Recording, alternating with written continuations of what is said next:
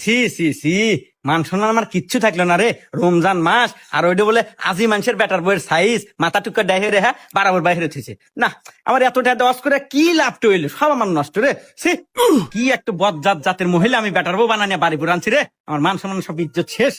আমি একটা আজি মানুষ, মানুষের যদি একটু ভালো মন্দ কথা কমু, নিজের বাড়ি নিজে চিপ করে পাইলাম।